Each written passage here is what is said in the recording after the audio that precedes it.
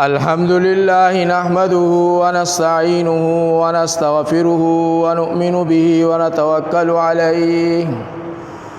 ونعوذ بالله من شرور أنفسنا ومن سيئات أعمالنا من يهده الله فلا مضل له ومن يضلله فلا هادي له وأشهد أن لا إله إلا الله وحده لا شريك له ولا نظير له ولا معين له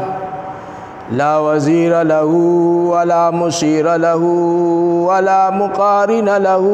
ولا مداني له ثم نشهد أن سيدنا وسندنا ومولانا محمدا عبده ورسوله قال الله تبارك وتعالى في كلامه المجيد والفرقانه الحميد أعوذ بالله من الشيطان الرجيم بسم الله الرحمن الرحيم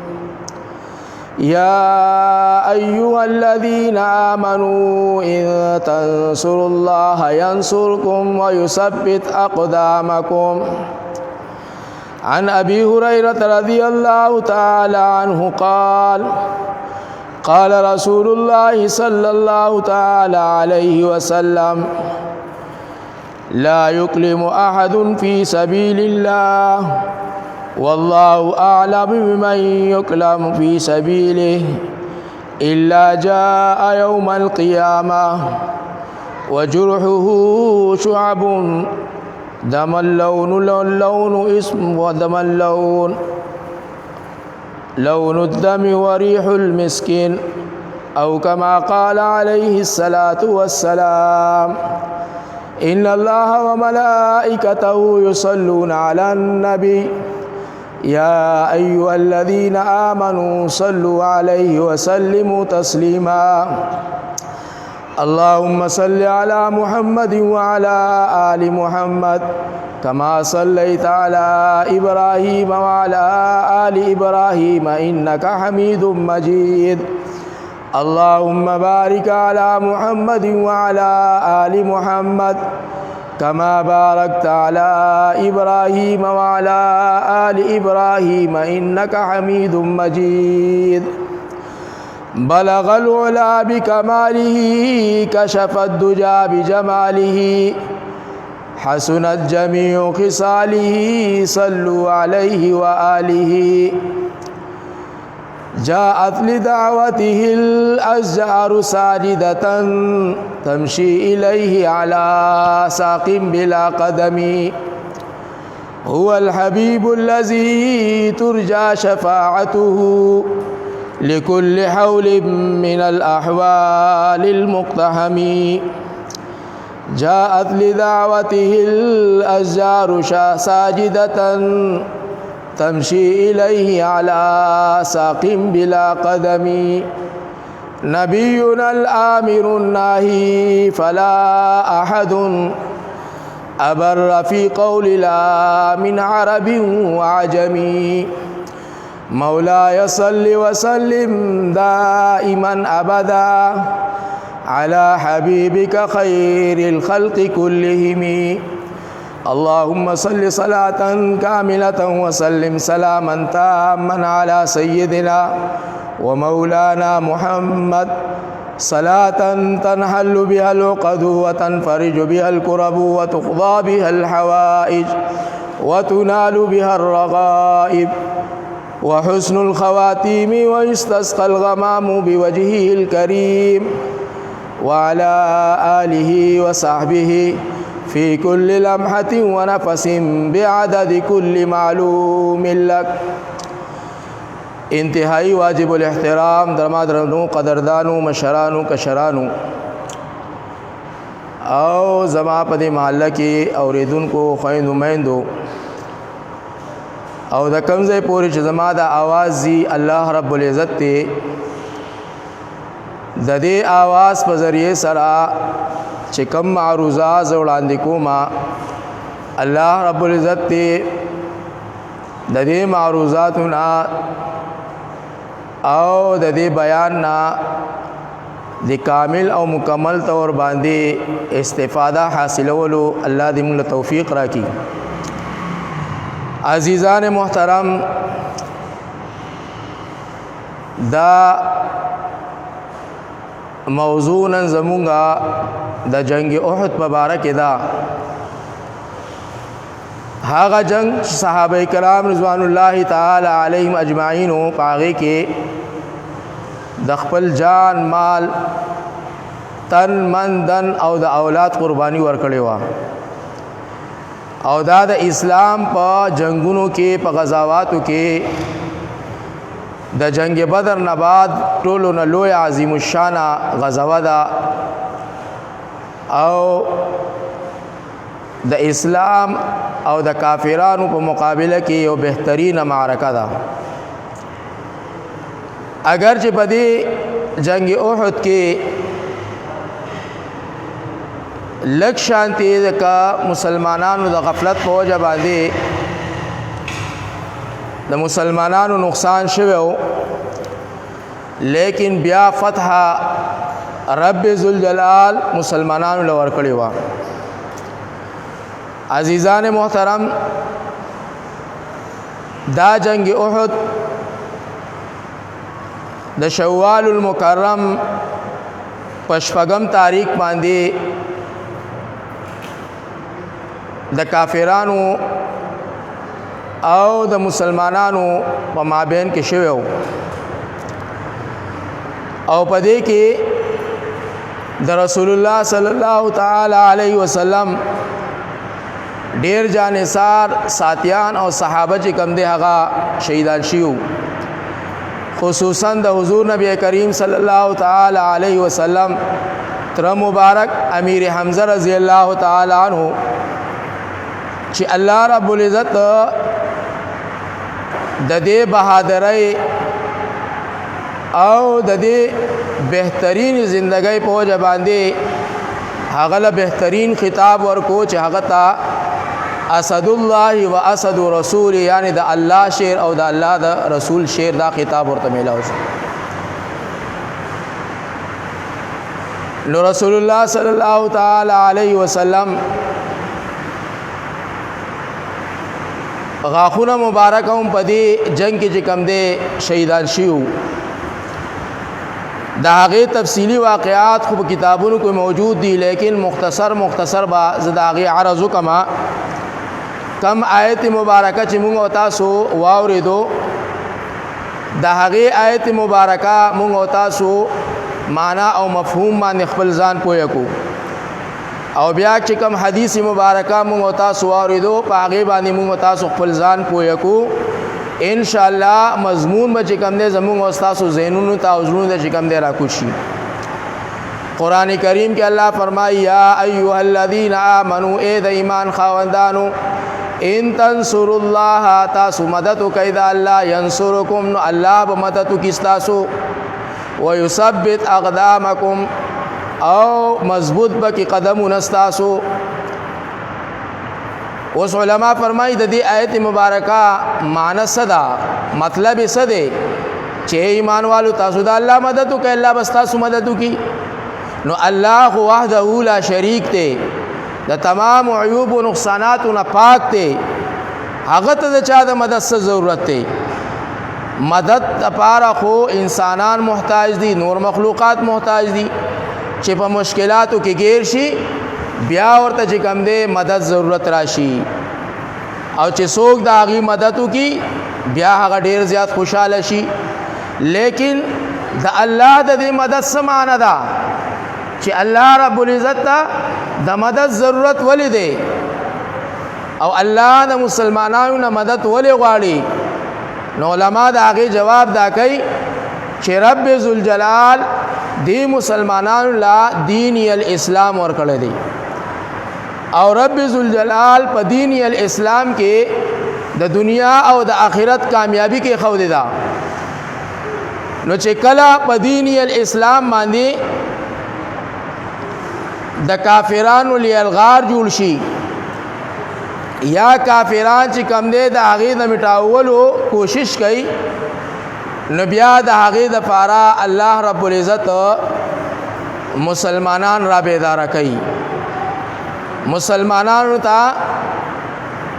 خطاب کوي او هغوی د هغې غفلت د هغه خوب نه را بیداره کوي الله ته بیا هم د دې ضرورت نشته ځکه چې قرآن کریم کې الله فرمایي وما یعلم جنود ربک الا هو ستا د رب سره خو داسې لښکرې دي چې د هغې لښکرو مبارک د الله نه ما سوا بل چا ته پته نشته لیکن دا زمونږ او ستاسو د کامیابۍ دپاره چې مونږ او تاسو د دین الاسلام دپاره محنت وکړو سعی وکړو قرباني ورکړو او ځان وکړو نو چې په هغې باندې کم اجرونه دي ثوابونه دي هغه به ټول چې کم دی مونږ او تاسو ته میلاو شي او دا اجرونه ثوابونه زمونږ او ستاسو د رفع درجات دپاره الله کې ښودي دي چې په دې سره د مسلمان درجات اوچتیږي په دې سره د مسلمان ته کامیابی میلاویږي او په دې سره د مسلمان ایمان ته تقویت چې کم دی میلاویږي ځکه الله رب العزت فرمای ان تنصروا الله ینصرکم تاسو زما مدد زما په دین باندې وکئ ینصرکم زبستاسو مدد تاسو په دنیا باندې وکما تاسو زما د دین لپاره محنت وکئ صحیح وکئ کوشش وکئ قربانی ورکئ د خپل مال د خپل جان د خپل اهل د خپل عیال د خپل مال یعنی کومه قربانی چې دین د مبارک الله غواړي هغه قربانی پیش کړي الله تعالی حضرات صحابه کرام رضوان الله تعالی علیهم اجمعین داغي زنده مثال دی چې د رسول الله صلی الله تعالی علیه وسلم صحابه د الله د دین لپاره څومره قرباني ورکړي وي چې د الله په دین باندې با لک شانتي د کافرانو د طرفه مزاحمت راغې صحابه و د خپل مال قرباني ورکولا د خپل جان قرباني به ورکولا د خپل آل او عیال قرباني به ورکولا بیا دې ته نه دي کتلی چې زمونږ باغونه پاخه دي زمونږ بچي کم دی یوازې پاتې شي زمونږ بیبیانې بچي کم دی هغه کونډې شي که مونږ شهیدان شو نه د دې خبرو بیا هغوی فکر نه دی کړی سوچ نه دی کړی که سوچ کړی صرف د دې خبرې سوچ کړی دی چې د الله دا دین به په تمام عالم کې څنګه بالا شي د الله دی دین ته به تقویت څنګه میلاو شي د الله رب العزت دین ته به طاقت او قوت څنګه میلاو شي او دا کافران به د الله په دین کې څنګه داخل شي کچری د دوی په قسمت کې الله د دین داخله لیکلی او کچری نه نو بیا به دین نستر نابود شي دوی به جهنم ته ورسی او کوم شهیدان شو مونږ به جنت ته ورسو دا فکر وکاو هغوی نو دا جنگونه چې کم دی د دې لپاره مقرر شوي چې د الله رب العزت دین الاسلام غالب شي او کفر چې کم دی دا مغلوب شي او زما عزتمند دین الله د مغلوب کېدلو لپاره دنیا ته نه دی رالیږلی دا یاد وساتئ حضور نبی کریم صلی الله تعالی علیه وسلم فرمای چې د الله دین الاسلام با په هر حال کې چې کم دی په کفر باندې غالب راځي دین الاسلام منون کې مسلمانان با د جانونو قربانی ورکی لیکن سر بچاته ټیټ نه کی د دین الاسلام پروانه او د هغې مجاهدین به چې کم دی د خپلو بچو جدائی برداشت کی د خپلو مالونو ضیاع برداشت کی د خپلو بیبانو جدائی برداشت کی لیکن په دین الاسلام باندې چې کم آنچ راځي د هغې دفاع به چې کم دی هغوی د خپل وینې د آخري ساس کې پورې چې کم دی کوي حضرات صحابه کرام رضوان الله تعالی علیهم اجمعین د دین الاسلام دپاره څومره لوی لوی قربانۍ ورکړې وي په جنگ بدر کې په جنگ احد کې په جنگ یمامه کې په جنگ تبوت کې په جنگ خندق کې په جنگ یرموک کې یعنی د دین هټ کر چې څومره غزوات شوي دي څومره جنگونه دین الاسلام د مسلمانانو د کافرانو په مابین کې شوي دي صحابه په هغې کې بړچړ کړ حصه اخیستې ده بړچړ کړ چې کوم دی په هغې کې 2 قدمه به چې کوم دی صحابه د خپلو وروڼو نه د خپلو نورو ملګرو نه وړاندې کېدل هغه صحابه چې په جنگ بدر کې لا نړل او بیا یې تمنا ظاهره کړله چې دا خو دومره بهترین لړایي وه دومره بهترینه سرمایه وه مونږ پاتې شو انشاءالله که بیا د کافرانو سره مقابله راغله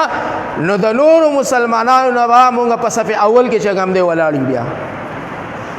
او بیا هغه راغله په جنگ بدر پسې جنگ احد شروع شو چې کم صحابه رضوان الله تعالی علیهم اجمعین د جنگ بدر نه پاتې شو هغه په جنگ احد کې چې کوم دی په ایمانی طاقت سره چې کوم دی هغه شامل شو او زما عزتمند دا ډېره لویه مرتبه ده قرآن کریم کې الله فرمایي ولا تحسبن الذين قتلوا في سبيل الله امواتا ولا تحسبن الذين قتلوا في سبيل الله امواتا بل احياء عند ربهم يرزقون وې دا الله پلار کې چې قتل کړي شي هغه ته مړ مه وایي هغه جم دی بل احیاء عند ربهم يرزقون بلکې الله طرف هغه ته روزي ملاويږي او بل ځای کې قران کریم کې الله فرمایي چې څوک زما پلار کې قتل کړي شي نه هغه ته چې کوم نه قتل کړي شوی مو وایي هغه ته مړ مو وایي بلکې هغه جم دی ولکن لا تشعرون لیکن تاسو دا هغه د هغې زندګۍ شعور چې کوم دی تاسو له الله نه دی درکړی او بیا د شهید څومره لوی مقام دی سرور عالم دو عالم صلی الله تعالی علیه وسلم فرمایي چې کله ټول مسلمانان جنت ته الله داخل کی او د جنت انعامات ویني د جنت نعمتونه ویني د الله قرب ویني د الله دیدار ویني د الله رب العزت د جنت هغه بهترین محلات ویني نو د یو مسلمان زړه هم دا نه غواړي چې زه د جنت نه بار ته وځم سوا د شهید نه چې شهید به بار دا تمنا کوي دا آرزو کوي اے رب ذوالجلاله ما بیا د جنت نه دنیا ته ولېږه دا زما د زړه تمنا ده زما د زړه آرزو ده او دا زما خواهش دی چې ته ما دې دنیا ته بیا ولېږې او زه بیا چې کوم دی برسره پیکار شمه ستا د دین د بلندۍ دپاره د کافرانو سره په میدان کې چې کوم دی په میدان کارزار کې لړاو شمه او هغوی زما د بدن ټوکړي کی مسله د هغې نه جوړه کی او زما د بدن یو ټوکړه چې کوم دی په خاورو په ذرات کې میلاو شي او زه بیا په دې حال کې تا ته چې کوم دی حاضر شمه او ته بیا ما دنیا ته دوباره ولېږي یعنی بار به شهید دا تمنا کوي شهادت دومره لویه مرتبه ده که شهادت لویه مرتبه نه وي سرکار دو عالم صلی الله تعالی علیه وسلم به بار دا تمنا نه کوله اے الله مال د شهادت مرګ راکې اے الله مال د شهادت مرګ راکې اے الله مال د شهادت مرګ راکې نو علما فرمایي چې د رسول الله صلی الله تعالی علیه وسلم د شهادت په مرګ کې یعنی د میدان کارزار په مرګ کې چې کوم دی الله رب العزت ډېر لوی حکمت کې خو دیو ډېر لوی حکمت کې خو دیو رسول الله صلی الله تعالی علیه وسلم چې کله وفات شو د شهادت مرتبه ورته میلاو شوله ځکه چې د نبی مرګ چې کوم دی دام د شهادت دی اگر چې په خپل کټ باندې راشي لیکن د میدان کارزار مرګ چې کوم دی دا بهترین مرګ دی دا بهترین مرتبه ده لیکن د رسول الله صلی الله تعالی علیه وسلم دا دعا الله ولی قبول نه کړله علماء په دې کې مصلحت دی او مصلحت څه دی چې د قیامت د قائمېدو پورې به دا کافران دا یهودیان دا منافقین دا چې کوم دی د دین الاسلام دشمنان دی به مسلمانانو ته په سترګو کې چې کوم دی بیا ډکې وردن نه کوي په خوله کې به ورته دا ګوتې وردن نه کوي یو قسم لا تانه به ورکوي چې دا خو ستاسو هغه پیغمبر و که نه د جنگ په میدان کې زمونږ د توري د لاندې راغی او سر هم ته پرې کو بدن هم چې کم دی ټوکړې ټوکړې کو نو د نبی بدن چې کم دی دا مقدس بدن دی د نبی بدن کې چې کومه اینا صلاحیت کوي د هغې یوه قطره د عرش مولا نه الله ته غوره بهتره ده نو څنګه به د نبی بدن چې کم دی او د خاص طور د حضور نبی کریم صلی الله تعالی علیه وسلم مبارک بدن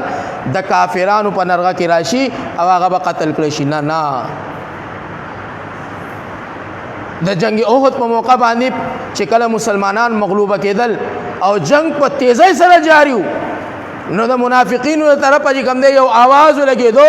چې محمد ابن عبد الله قتل شو ابو بکر قتل شو عمر قتل شو علی قتل شو د مسلمانانو قدمونه چې کوم دی هغه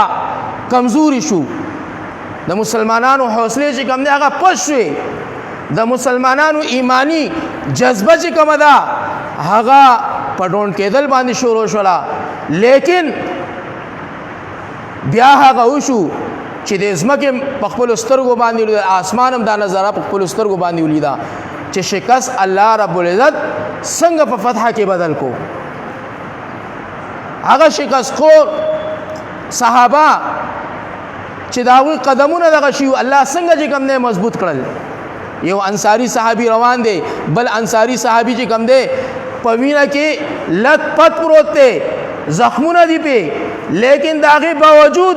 ایمان مضبوط ہو هغه صحابي ته وایي تا ته پته شته ما دا آواز واورېدو چې نبی علیه السلام قتل شو نبی علیه السلام شهید کړی شو ابو بکر شهید شو عمر شهید شو نو دا درسته ده دا خبره هغه ورته ای د الله ولی ای د الله بنده زمونږ د دې خبرو سره څه کار دی زمونږ د دې خبرو سره څه کار دی حضور نبی کریم صلی الله تعالی علیه وسلم کو بالفرض و تقدیر شهید کړی شوی می لیکن هغه خپل کار کړی دی هغه خپل کار کړی دی د خپل رسالت حق ادا کړی دی اوس په موږ او تاسو چې کوم دی د الله د دین لپاره قرباني ورکو تر هغه وخت پورې تر کوم وخت پورې زمونږه په سینه کې چې کوم دی په زمونږ په خوله کې دا سازي راځي دا ان د اخیری ساس کې پورې بچی کوم د الله دین له قرباني ورکو او بیا ورته دا آیتونه په حضور نبی کریم صلی الله تعالی علیه وسلم باندې نازل شو چې کدا خلق چې په دې وخت باندې د دې قدمونه هغه پسپای طرف روان دي د دوی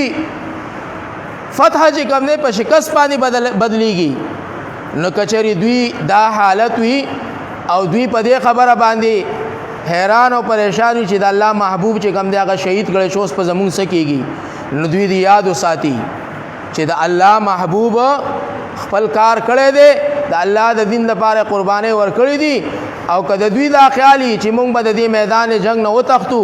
نو مونږ به د الله نقصان وکړو نه دی د الله نقصان نشي کولای دوی دا نقصان خپل کدوی د جهاد د میدان نه وتښتي یا د جهاد د میدان پریدي نو دا نقصان د دوی خپل دی او کچری دوی لړاو شي د خپل جان د خپل تن من قرباني ورکي نو سيجزي الله الشاکرین الله د داسې شکرګزار بندګانو مدد او نصرت کوي او داغه جزاء او بدله چې کم دی غوی لور کوي او بیا هغه اوش ولا الله د صحابه مدد وکړو الله د صحابه هغه قدمونه مضبوط کړل ان تنصروا الله ينصركم ويثبت اقدامكم الله دا غوی قدمونه چې کم دی مضبوط کړل د کافرانو په مقابله کې او په دغه جنگ احد کې چې کم دی ډېر لوی صحابه شهیدان شو حضرت امیر حمزه رضی الله تعالی عنہ شهید شو ټوکړي ټوکړي چې کم دی رسول الله مبارک لراغه رسول الله مبارک چې ورته وکتل وای جلل وې زما چاچا ای زما تر ته هغه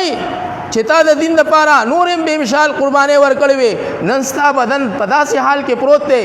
چې کافران استاد بدن مسله کړی دا غوګونه درنه پرې کړی دي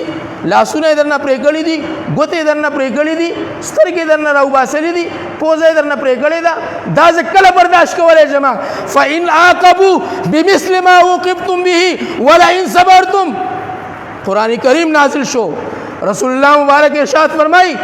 چې زما د الله په ذات باندې قسمی کوم کافرانو چې زما د تر د حال کړي دي او یا کافران به چې کوم دی زه د دې دنیا نه رخصتوما او سر به د تن نه چې کوم دی جدا کوما مسله به دې جوړوما غوږونه به دې پرې کوما سترګې به دې وباسما لاسونه به له پرې کوما خپې به دې کټ کوما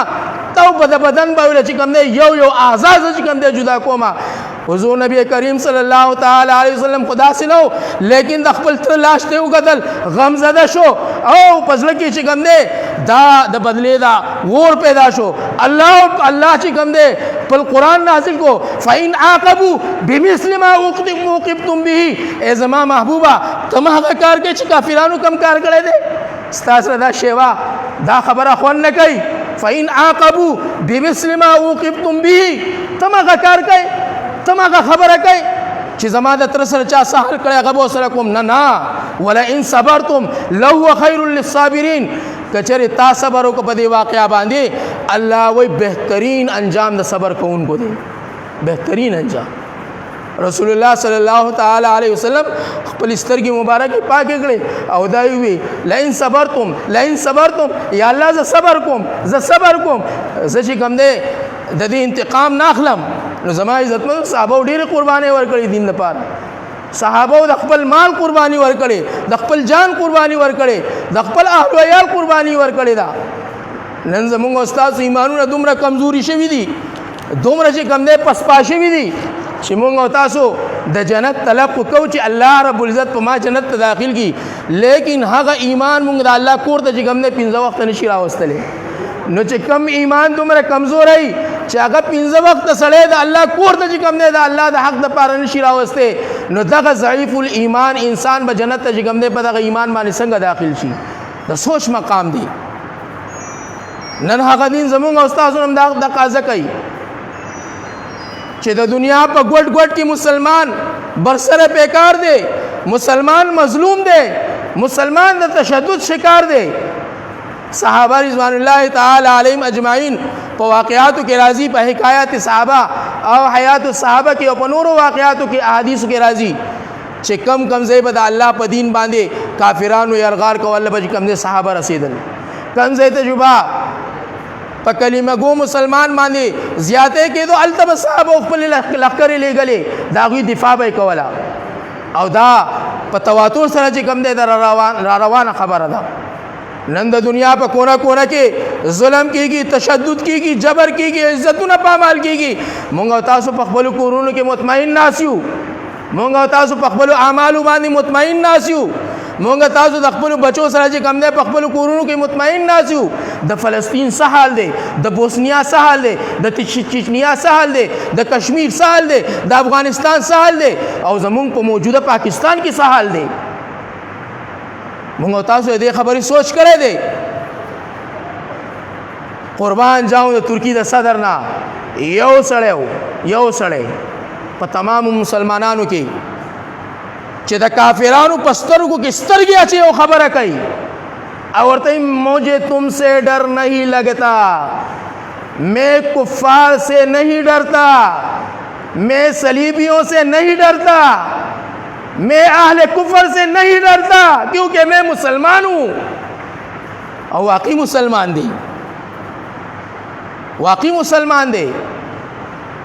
کچری مسلمان نه وي د ایمان جذبه پکې نه وي دا څه خبرې به نه کولې زموږ استاد په شان دی رام جی بس سر به ورته ورکته کوو نه نو زما عزتمندو د هغې مسلمانانو مرسته به څوک کوي د هغې دپاره به څوک مخنیوی کوي مونږ او تاسو به یې کوو انما المؤمنون اخوه یو مسلمان د بل مسلمان نور دی دا د قرآن بیان دی حدیث پاک کې راځي چې مسلمان د مسلمان نور دی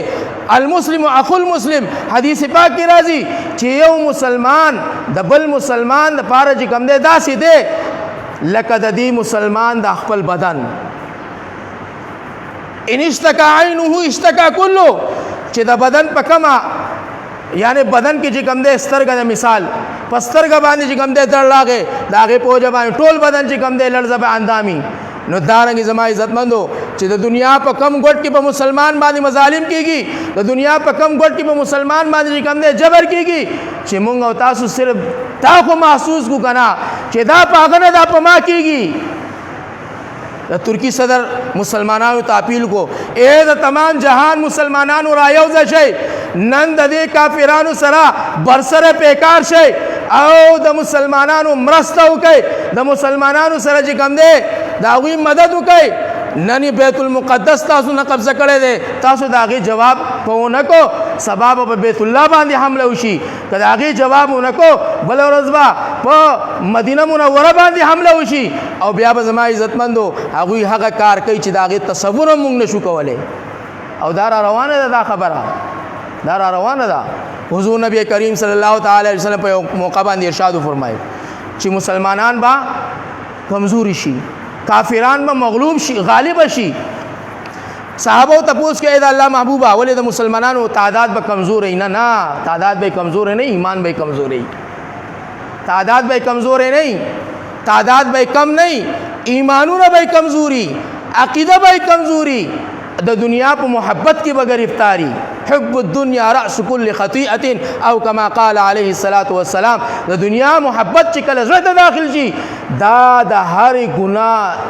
جړه ده چې کله د انسان زړه ته د دنیا محبت داخل شي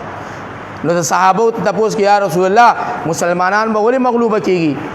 کافران به ولې غالبه کیږي وې د دې وجه دا چې مسلمانانو ایمان به کمزوري نه زموږ استاد ایمان کمزوري موږ د مسلمان د پاره आवाज نشو چتولی موږ احتجاج نشو کولای او کنور سره نشو کولای زما عزتمندو بار ته نشو وتلی احتجاج نشو ریکارډ کولای او د کافرانو مخې ته چې ګم نه شو ودرېدلی او د خپل رور مسلمان حق تلفی د پاره میدان کارزار ته نشو ودلی